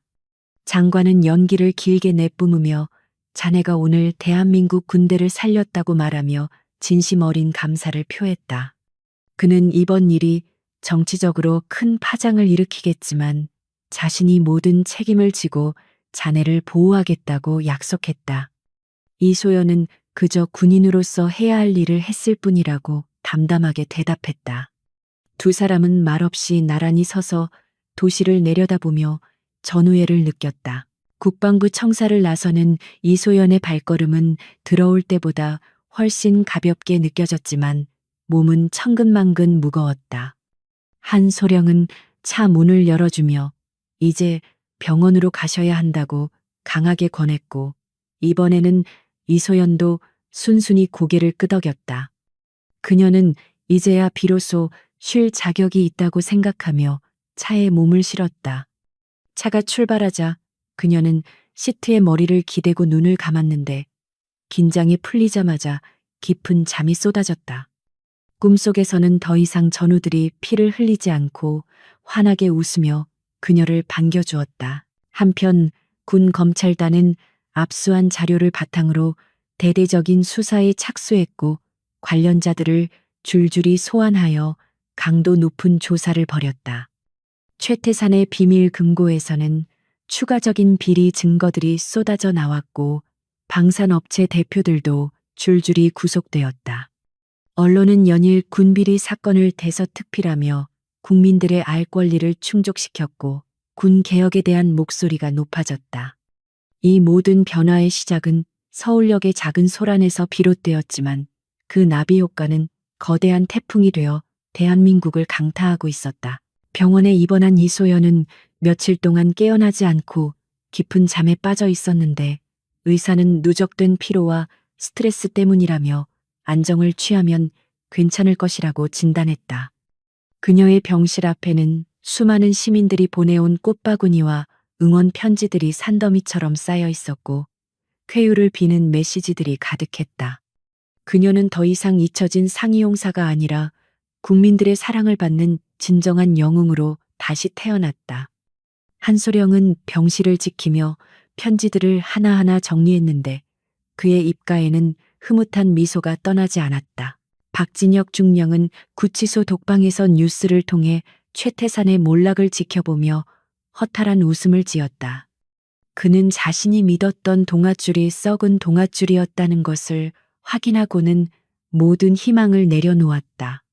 그는 이제 자신의 죗값을 온전히 치러야 한다는 사실을 받아들이고 긴 한숨을 내쉬었다. 그 역시 권력의 허망함을 깨달았지만 너무 늦은 후에였다. 그는 차라리 서울역에서 이소연에게 무릎 꿇고 사죄했더라면 어땠을까 하는 부질없는 상상을 하며 눈을 감았다. 군사법원의 재판 날짜가 잡히고 대한민국 역사상 최대 규모의 군비리 재판이 예고되었다. 이소연은 증인으로 출석하기 위해 병상에서 일어나 재활 훈련을 시작했는데 그녀의 의지는 여전히 꺾이지 않았다. 그녀는 법정에서 마지막까지 진실을 증언하여 정의를 완성하겠다고 다짐했다. 그녀는 창밖으로 들어오는 햇살을 받으며 의족을 착용하고 한 걸음씩 힘차게 내디뎠다. 그녀의 싸움은 아직 끝나지 않았지만 승리는 이미 그녀의 편이었다. 대한민국 국방부 고등군사법원의 대법정은 이른 아침부터 몰려든 취재진과 방청객들로 인해 발 디딜 틈 없이 꽉 차 있었으며 공기는 팽팽한 긴장감으로 무겁게 가라앉아 있었다. 피고인석에는 수의를 입은 최태산 전 중장과 박진혁 전 중령이 고개를 숙인 채 앉아 있었는데 그들의 초라한 모습에서는 과거의 위세나 권위는 조금도 찾아볼 수 없었다. 재판장은 엄숙한 표정으로 서류를 검토하고 있었고 검찰관은 피고인들의 죄상을 낱낱이 열거하며 법정 최고형을 구형하고 있었다. 방청석에 앉은 시민들은 검찰관의 입에서 나오는 뇌물 액수와 범죄 사실들을 들으며 경악과 분노를 감추지 못하고 웅성거렸다. 이것은 단순한 군사 재판이 아니라 썩어빠진 군 내부의 환부를 도려내는 역사적인 심판의 현장이었다. 증인석으로 향하는 문이 열리고 이소연 소장이 들어서자 법정 안의 모든 소음이 일순간 멈추고 정막이 흘렀다. 그녀는 정복을 갖춰 입고 가슴에는 그동안 받은 훈장들을 달고 있었는데 불편한 다리를 이끌고 걸어오는 그녀의 모습은 그 어떤 말보다 강력한 메시지를 전달하고 있었다. 또각또각 울리는 구두 소리와 의족의 기계음이 섞여 묘한 리듬을 만들어냈고 사람들은 숨을 죽인 채 그녀를 주시했다. 그녀는 증인석에 서서 재판장을 향해 절도 있는 경례를 올렸고 선서문에 손을 얹고 진실만을 말할 것을 맹세했다. 그녀의 눈빛은 흔들림 없이 피고인석을 향하고 있었고 최태사는 그녀의 시선을 피하려 고개를 돌렸다. 검찰관의 신문이 시작되자 이소연은 차분하고 또렷한 목소리로 사건의 전말을 증언하기 시작했는데 그녀의 증언은 감정에 호소하기보다는 철저하게 사실에 입각해 있었다. 그녀는 최태산 일당이 어떻게 군수 물자를 빼돌렸는지 그리고 불량 장비가 전방의 병사들에게 어떤 치명적인 피해를 입혔는지를 구체적인 데이터와 함께 설명했다. 특히 그녀가 암살 위협을 받았던 상황을 진술할 때는 법정 안이 술렁거렸고 사람들은 최태산의 악랄함에 치를 떨었다. 최태산 측 변호인은 어떻게든 이소연의 증언에 흠집을 내려 했지만 그녀의 논리 정연한 반박에 말문이 막혀 쩔쩔말 뿐이었다. 이소연은 마지막 발언 기회를 얻어 재판부를 향해 호소했는데 그녀의 목소리에는 깊은 울림이 담겨 있어 듣는 이들의 가슴을 먹먹하게 만들었다. 그녀는 군복은 국가와 국민을 지키기 위한 수의이자 영광의 상징이지 개인의 탐욕을 채우기 위한 수단이 되어서는 안 된다고 강조했다.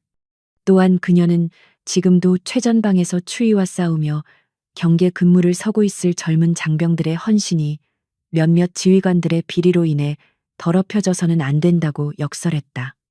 그녀는 피고인들에게 엄중한 처벌을 내려 군의 기강을 바로 세우고 정의가 살아있음을 보여달라고 부탁하며 눈시울을 붉혔다. 그녀의 진심 어린 호소에 방청석 곳곳에서는 훌쩍거리는 소리가 들려왔다. 긴 심리 끝에 재판장은 판결문을 낭독하기 시작했고 법정 안은 긴장감으로 터질 듯 팽팽해졌다. 재판부는 최태산에게 특정 범죄, 가중처벌 등에 관한 법률 위반 및 살인 교사 혐의를 모두 인정하여 무기징역을 선고했고 박진혁에게는 징역 15년을 선고했다. 또한 그들의 모든 계급을 박탈하고 불명예 전역 조치하며 범죄 수익금 전액을 몰수한다는 판결을 내렸다. 판결이 내려지자 법정 안에서는 환호성과 박수가 터져 나왔고 최태산은 다리에 힘이 풀려 주저앉으며 오열했다. 박진혁은 멍한 표정으로 허공을 응시하며 자신의 인생이 완전히 끝났음을 실감하고 있었다. 재판이 끝나고 법정을 나서는 이소연은 수많은 기자들에게 둘러싸였지만 그녀는 짧은 목례만을 남기고 조용히 현장을 빠져나갔다. 그녀는 승리의 기쁨보다는 무거운 책임감을 느꼈고 이제야 비로소 죽은 전우들에게 떳떳할 수 있다는 안도감이 밀려왔다. 그녀는 대기하고 있던 한지훈 소령의 차에 올라타며 국립현충원으로 가자고 행선지를 말했다. 차창 밖으로 보이는 하늘은 유난히 맑고 파랬으며 마치 긴 겨울이 끝나고 봄이 오는 것을 알리는 듯했다. 그녀는 차 안에서 조용히 눈을 감고 그동안의 힘들었던 시간들을 떠올리며 마음을 정리했다. 국립현충원에 도착한 이소연은 김대위의 묘소를 찾아가 준비해온 하얀 국화꽃 다발과 소주 한 병을 놓았다. 그녀는 묘비 앞에 앉아 비석에 새겨진 김대위의 이름을 손가락으로 쓰다듬으며 그동안 있었던 일들을 마치 대화하듯 이야기했다. 그녀는 나쁜 놈들이 모두 벌을 받았으니 이제 편히 쉬라고 말하며 참았던 눈물을 흘렸다. 그녀의 눈물은 슬픔이 아니라 그리움과 미안함이 섞인 정화의 눈물이었고 바람이 불어와 그녀의 젖은 볼을 닦아주었다. 그녀는 한참 동안 묘소 앞에 머물며 김대위와 마음속으로 작별 인사를 나누었다. 시간은 빠르게 흘러 어느덧 계절이 바뀌었고 군 내부에는 대대적인 개혁의 바람이 불어닥쳤다. 국방부는 이소연 소장이 제안한 군수비리 근절 대책을 전면 수용하고 병사들의 복지와 장비 개선을 위한 예산을 대폭 증액했다. 일명 이소연법이라고 불리는 군인 처우 개선 법안이 국회를 통과하면서 상위용사들에 대한 지원도 획기적으로 강화되었다. 이소연은 여전히 국방부 특별 고문 자격으로 활동하며 군 개혁을 주도하고 있었지만 그녀는 이제 일선에서 한 발 물러나 후배들에게 길을 열어줄 준비를 하고 있었다. 그녀는 자신의 역할은 여기까지라고 생각하며 평범한 일상으로 돌아가고 싶은 소망을 품었다. 어느 화창한 주말 오후 이소연은 다시 한번 서울역을 찾았는데 이번에는 공무 수행이 아닌 개인적인 여행을 떠나기 위해서였다. 역사는 여전히 수많은 사람들로 북적이고 있었고 여행을 떠나는 사람들의 설렘과 도착한 사람들의 반가움이 뒤섞여 활기가 넘쳤다. 그녀는 편안한 사복 차림에 작은 여행 가방을 들고 대합실 의자에 앉아 기차 시간을 기다리고 있었다. 그녀의 다리는 여전히 불편했지만 그녀의 표정은 그 어느 때보다 편안하고 여유로워 보였다. 그녀는 지나가는 군인들을 흐뭇한 표정으로 바라보며 그들의 건강과 안녕을 마음속으로 빌어주었다. 그때 그녀의 눈앞에 뜬 얼굴에 육군 일병이 목발을 짚고 힘겹게 걸어오는 모습이 보였다. 병사는 훈련 중에 다친 듯 한쪽 다리에 깁스를 하고 있었고 무거운 군장을 맨 채 땀을 뻘뻘 흘리며 빈자리를 찾고 있었다. 하지만 주말이라 빈자리는 보이지 않았고 사람들은 각자 스마트폰을 보거나 대화를 나누느라 병사에게 신경을 쓰지 않았다. 병사는 지친 기색이 역력하여 벽에 기대어 잠시 숨을 고르고 있었는데 그 모습이 안쓰러워 보였다. 이소연은 과거의 자신과 박진혁에게 당했던 그날의 기억이 떠올라 씁쓸한 미소를 지었다. 이소연은 망설임 없이 자리에서 일어나 병사에게 다가가며 학생 아니 군인 양반 여기 앉아요라고 부드럽게 말을 건넸다. 병사는 깜짝 놀라며 괜찮습니다. 편하게 앉아 계십시오라고 사양했지만 이소연은 이미 짐을 챙겨 일어선 상태였다. 그녀는 병사의 어깨를 가볍게 두드리며 나도 다리가 불편해 봐서 아는데 서 있으면 많이 힘들 거라고 말하며 억지로 병사를 자리에 앉혔다. 병사는 엉겁결에 자리에 앉으며 죄송하고 감사합니다를 연발했고 얼굴이 빨개졌다. 병사는 자리에 앉아 이소연의 다리를 힐끗 쳐다보다가 그녀가 의족을 하고 있다는 사실을 눈치채고는 다시 일어나려 했다.